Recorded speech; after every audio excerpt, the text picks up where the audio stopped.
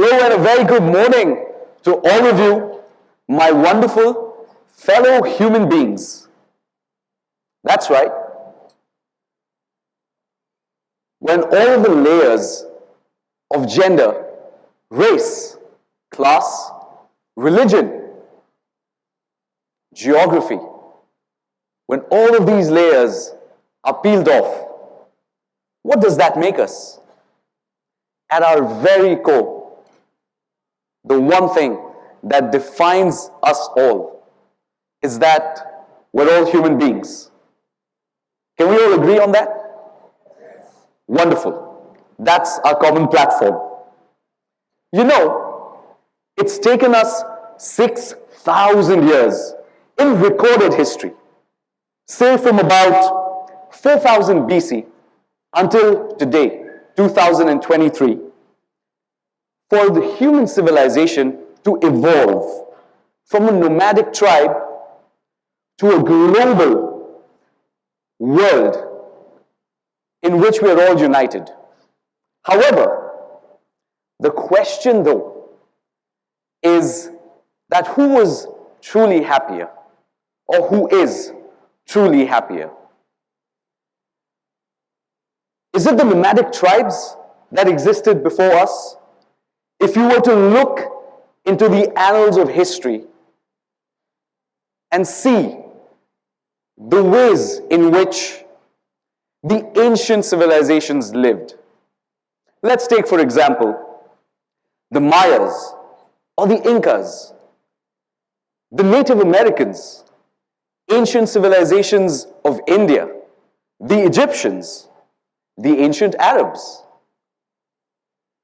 All of these people, the ancient Greeks and Romans, the Aborigines of Australia, they have all been responsible for monumental and path-breaking inventions and transformations that have shaped the world that we live in today, across areas like math, science, economics, commerce, engineering, architectural marvels, things that inspire awe and wonder in us, right? When you look at a beautiful building, which is very historic, it really gets your imagination going, doesn't it? You start to wonder, how did they build this? If you look at the ancient pyramids, even today, with all of the world's best tools and technology at our disposal, are we able to figure out and understand how these architectural marvels were made? Let me ask you a question. Do you think that all of these things and all of these amazing spiritual systems of yore, do you think that a single individual has been responsible for them? Go ahead, you can tell me. Do you think a single individual has been responsible for them? You're absolutely right. A single individual has not. Because these things don't happen through individual effort. Yes, it might create momentum. However, it requires teamwork. It requires a shared vision. It requires alignment to that shared vision. It requires sustained, long-term dedication, which is oftentimes beyond the confines of a single individual's lifespan. Isn't that amazing? Which means that generation after generation, the baton is passed. Have you all ever run a relay race or witnessed a relay race? Do you know how? Yes, wonderful. Have you noticed how, while the glory might not belong, the glory of reaching the finish line first with the baton might not belong to everybody, but it belongs to the team that has helped the person running to the finish line with passing on the baton to them first. That is how sustained long-term communities are built. And this wants to make me probe a little further. Why does this happen? There's a very core reason for this. Us human beings, or Homo sapiens, we were never meant to be alone. We were always meant to live in a tribe. There's a reason we're called social animals, right? But notice the second part of that word, animals. We're the only animals in the animal kingdom, so to speak, that have the power and the gift of choice. And that is something that more often than not we take for granted. When we are faced with adversity, what do we choose? When we're faced with the emotion of sadness, what do we choose? When we're faced with a challenge in our lives, do we choose to overcome it, or do we choose to be bogged down by it? Let's explore this a bit further. As I was saying earlier, Homo sapiens were never meant to be alone. We were never meant to say, oh, you know what? I want to live in isolation. Leave me alone. I'm fine as an independent. That's not true. We can't exist because the entire basis on which we all live is coexistence, right? Let's actually take the example of today, this very event. Do you think this could have been possible by just one person? Or do you think this is a tremendous amount of teamwork, a lot of people coming together to make it happen? So let's look at it through this lens, and let's take this lens a bit further. To extrapolate on the value of teamwork and on the value of coexistence, let's also look back a couple of years ago, in the not-so-distant past. We were all faced with one of humanity's largest, most colossal challenges. Do you know what it was? I'm sure. We all faced it together. It was the COVID pandemic. And it taught us some very serious, very important lessons. It taught us lessons about human connection. It taught us that we need someone to talk to. We need to be listened to unwind. And we need someone to be ourselves with, right? I believe that this is the foundation of happiness, to be understood. It's so simple, right? Yet, why does it seem like it's just out of our reach? Let me go into the scientific aspect of happiness a bit. This is something that you might all be familiar with as well. At a base level, happiness is a chemical reaction in our brain, right?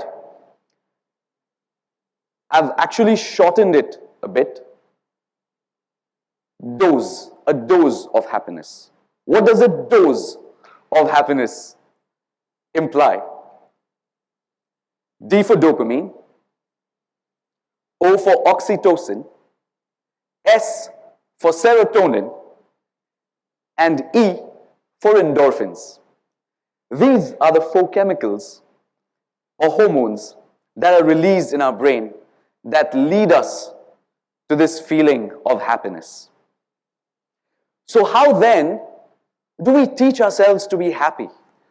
What is the best way for us to ensure that we are constantly in this state of happiness? This is triggered by a sense of fulfillment and gratification, which can come from the joy of friendship, camaraderie, doing things that we love, that bring us joy and growth, achieving our goals even. These are things that lead us to feel gratified and hence happy. Now, let's juxtapose this with the world that we live in today. We're all so caught up in instant gratification, right? Click happy. I want it now. I want it now. I want it now. No delayed gratification. What does this do?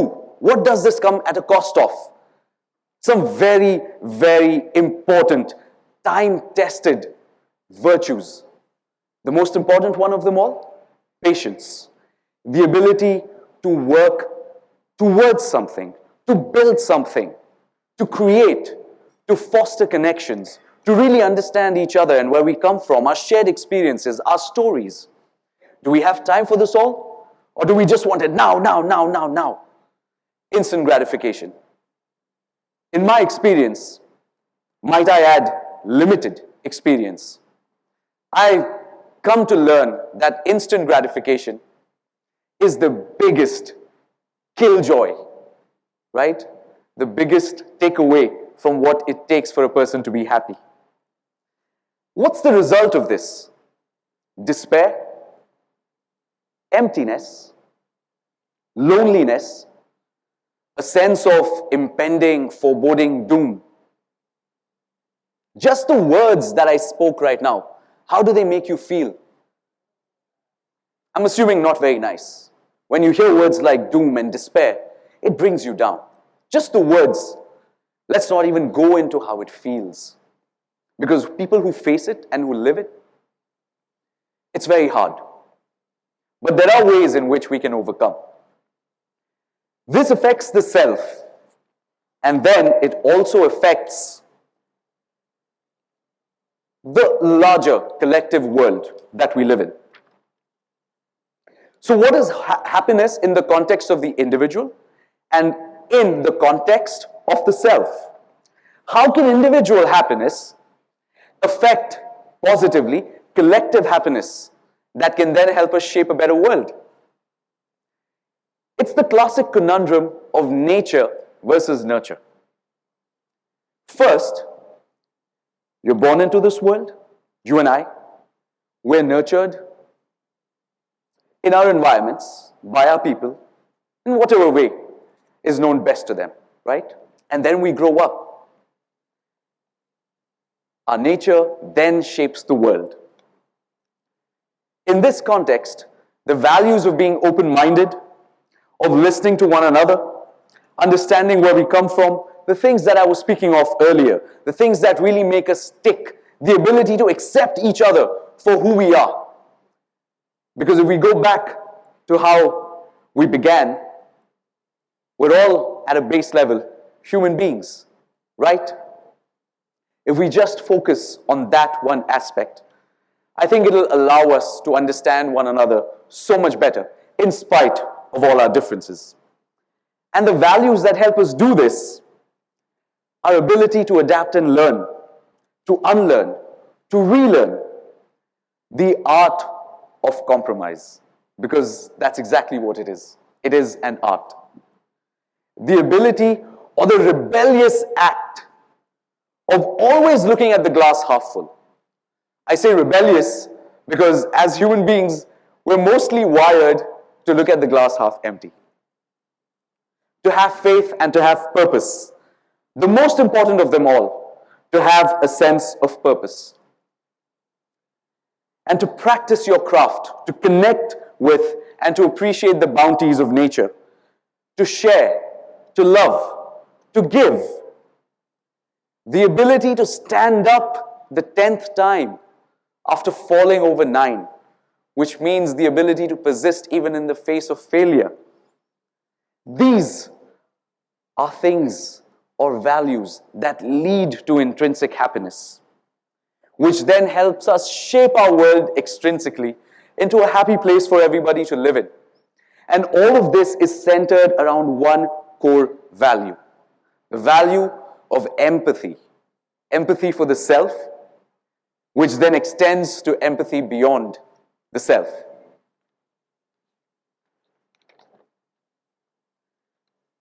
Our world today is the best that it has ever been. Now don't get me wrong, this is not to say that we are not faced with challenges on a day-to-day basis. This is not to say that our world is the perfect place, but it is the best that it has ever been in recorded history. Right? There are still challenges, but that's always going to be an ever-existing status quo. And the hero's journey of every human being rising up or overcoming these challenges individually and collectively, as a community, as a society, as a neighborhood, a country, a continent, and therefore the entire world. And this is a recurring theme in the context of history. The hero's journey is deeply connected to one's expression in the face of challenge. Call it alchemy, if you will. We know that alchemy is the ability or the science or the art of making gold out of lead or metal. What if alchemy could also be the ability to create happiness irrespective of whatever scenario and situation we're faced with, collectively and together? Let's look at this through the lens of art, because we're talking about creation. I believe that art is evolution. At its core level, at its base level, art is nothing but expression, right? And art is unbound by the constructs of space and time. The intertwining of art and history is really inseparable. And when we speak of expression, it brings me back to the one gift that we all have as human beings, the gift of choice. Because expression is a choice, right? You choose what you want to express. The key here is empathy and purpose. Irrespective of every other thing that we all stand for, if we can all have empathy for each other and our stories, if we can make our collective purpose the betterment of our world, of moving everyone forward, then that will lead us, in my humble opinion, to true collective happiness, which will then also make us happy as individuals. For we stand today on the shoulders of giants.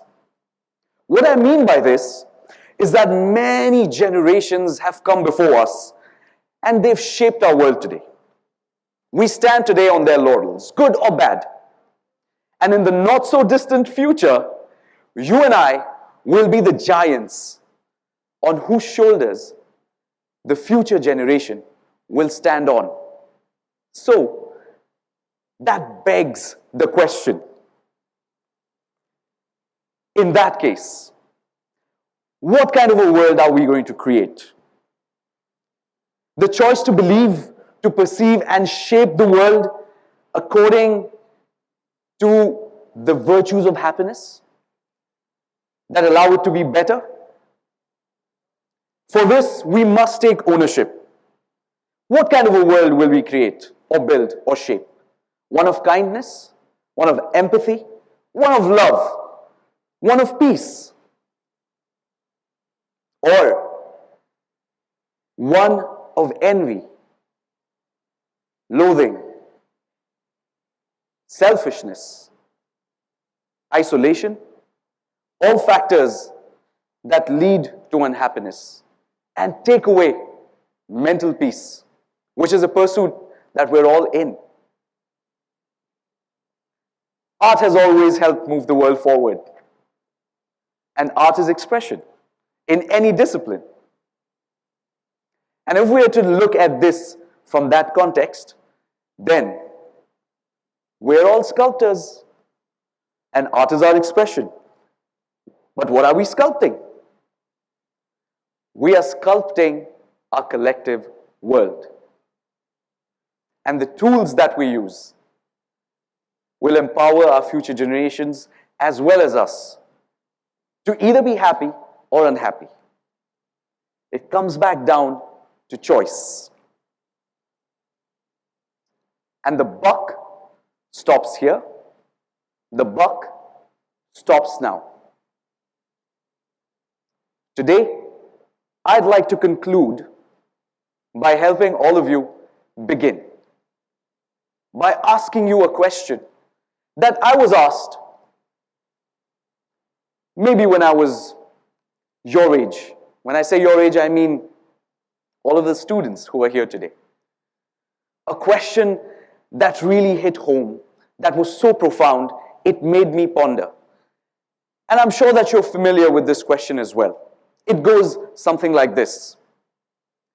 If not us, who? If not now, then when? As we stand at the precipice of tomorrow, you and I, my dear, dear fellow human beings, hold the tapestry of our shared world that we have all borrowed from our future generations in our hearts, in our minds, and in our hands. Will your and mine individual expression of happiness be our collective art of shaping, molding, creating, painting, and sculpting a beautiful world for all of us and our children and their children to live in, or not? What will you choose? Thank you.